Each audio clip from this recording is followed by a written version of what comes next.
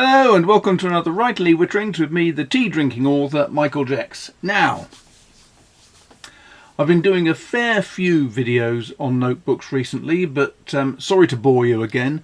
I had a question from a doctor in Cyprus last week who said that he was very keen on notebooks, and he said that notebooks are something that he particularly adores. However, they all have the same problem, which is ghosting. So on one side of the page you can see the writing on the other side that you've already written on.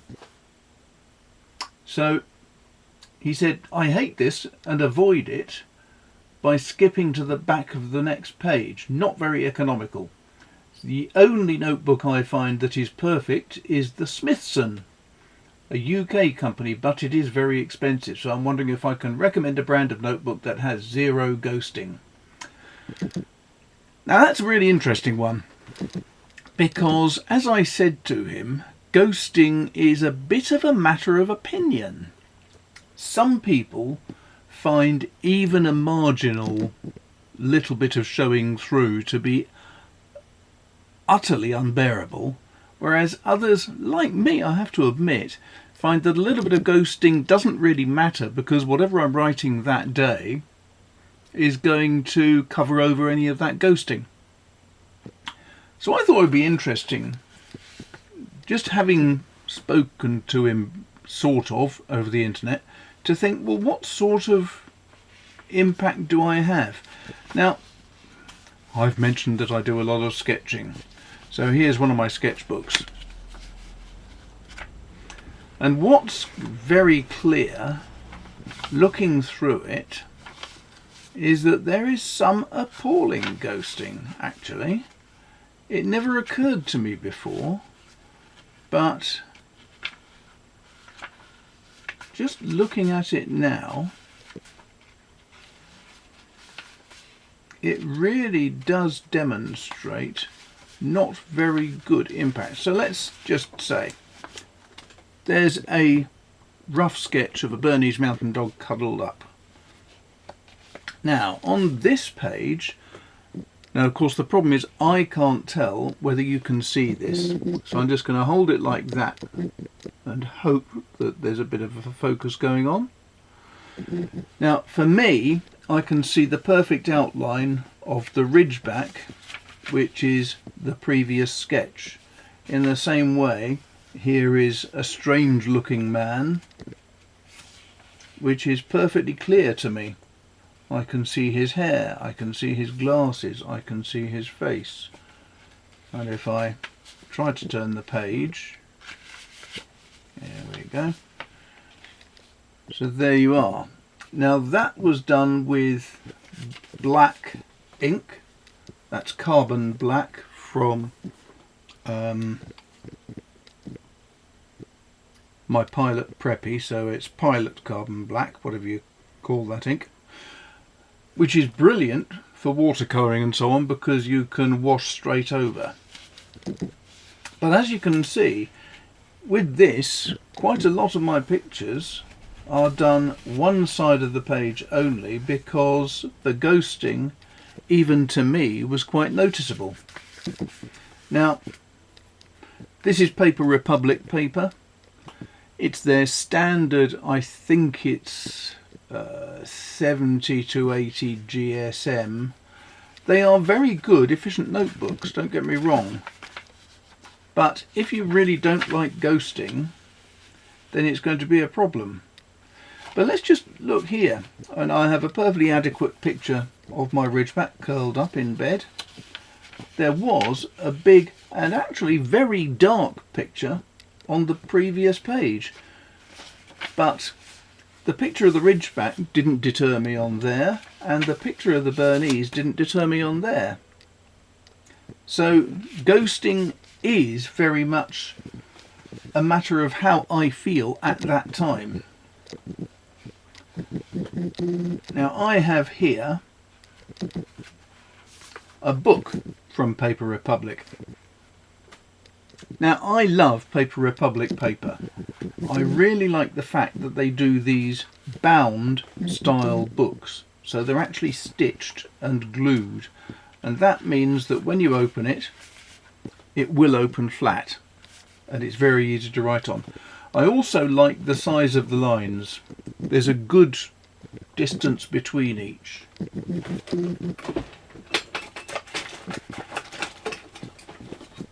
And since I am a bit of a nerd, I've got to just check. I would say that is 7mm between each line. Now this paper is about 120 GSM. Does it show ghosting?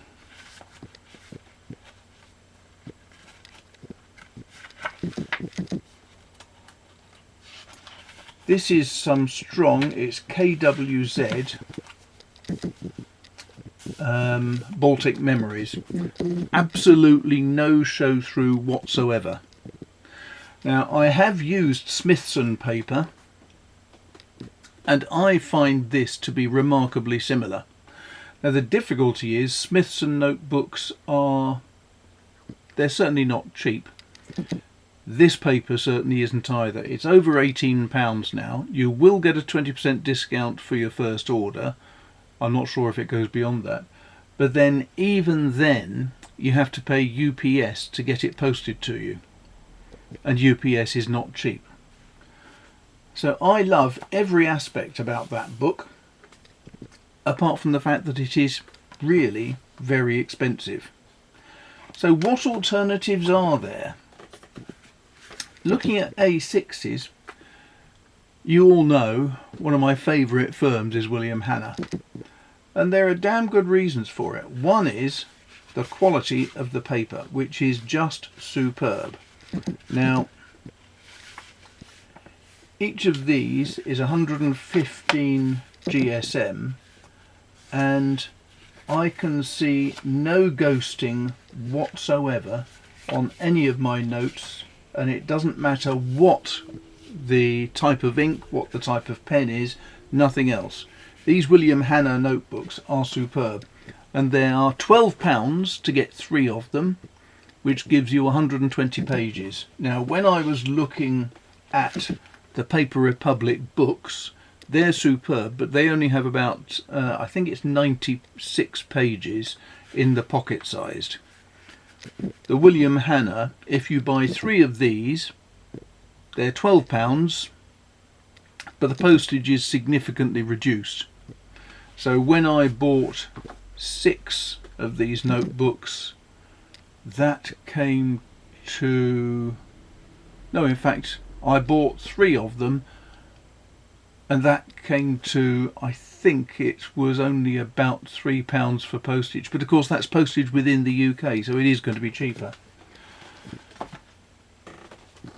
There are other types. Now, I have here a Great Fountain of Italy. This is glorious paper, very smooth, lovely to write on. And for my money, there is no ghosting at all on that. Even though I'm using really strong dark ink, I think this is Rohrer und Klingner, and it's one of their oak gall inks. I forget which one it is, but there's absolutely no ghosting at all coming through here. So it could be that buying from Italy is not such a bad idea. Great Fountain of Italy. But I have to admit, for my A6, my standard is going to be the William Hanna, because they're a consistent size, the quality of the manufacture is superb, the paper is fabulous, I've never had any bleed through, ghosting or any other similar problems. It's ludicrously smooth. Now I have had a comment from someone just recently about William Hanna paper. The comment was that she had some sample William Hanna paper and found it really quite toothy and not at all smooth. And I find that incomprehensible, because I have been using William Hanna paper now for must be 6 or 7 years, and it's always incredibly smooth. It's 115 GSM consistently, and again, here's some of my old notes from my A5 version, and there is no ghosting. I can see absolutely no examples of ghosting whatsoever with this glorious paper. If I hold it up to the light, yes, I can see through it, but for general use, I find William Hanna paper is just superb. It's not expensive. I'm not going to read off price lists for you. I don't get any commission or anything, so I don't keep an eye on the prices. It's just paper that I buy whenever I get an opportunity, because I think the paper's fantastic. Never had any ghosting, never had any bleed through, but the paper itself is wonderfully smooth and delightful to write on. With a fountain pen, it's just, the pen nib just flows across it perfectly. It's wonderful. Now I've got to just say that I have had various ideas of things to do.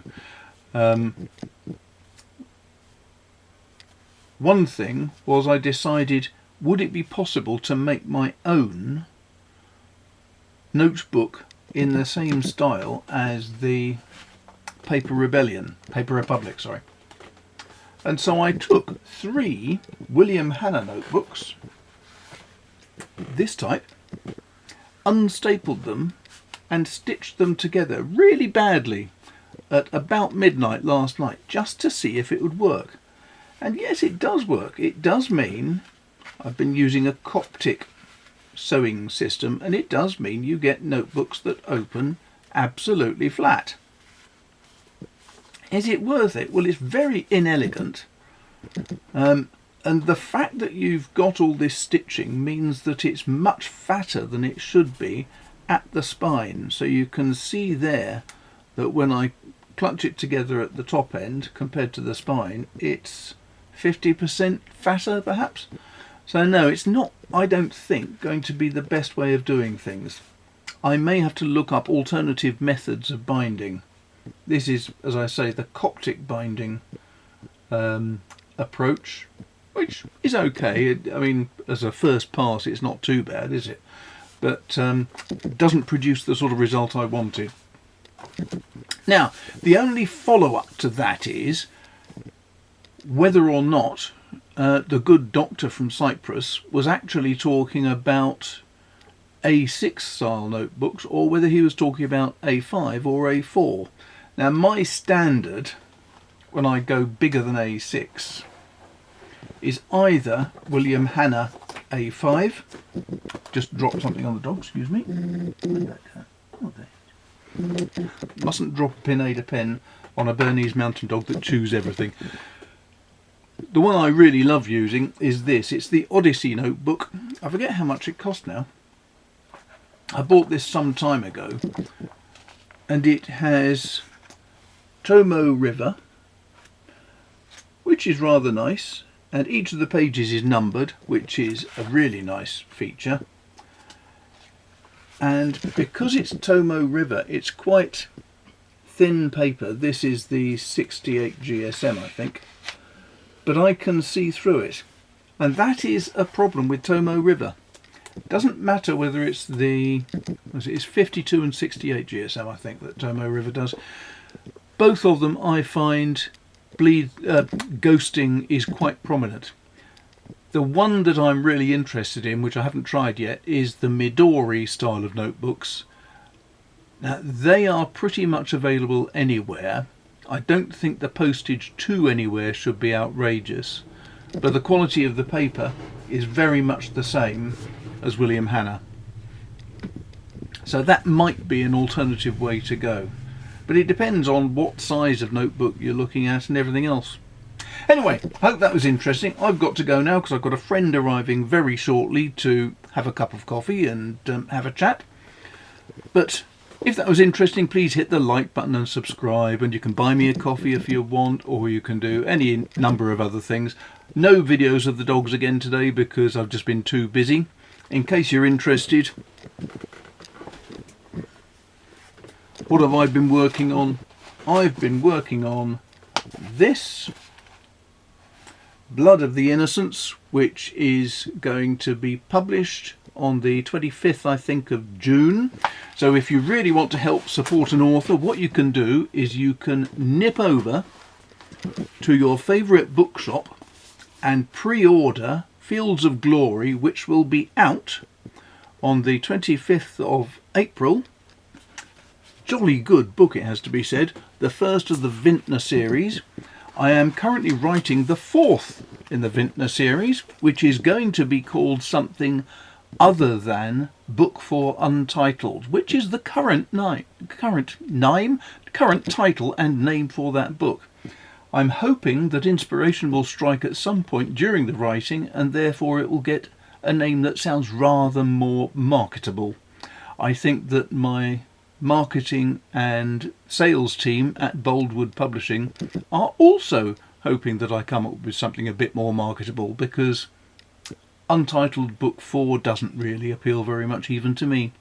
Hope that was interesting. Thanks a lot for watching, and speak to you soon.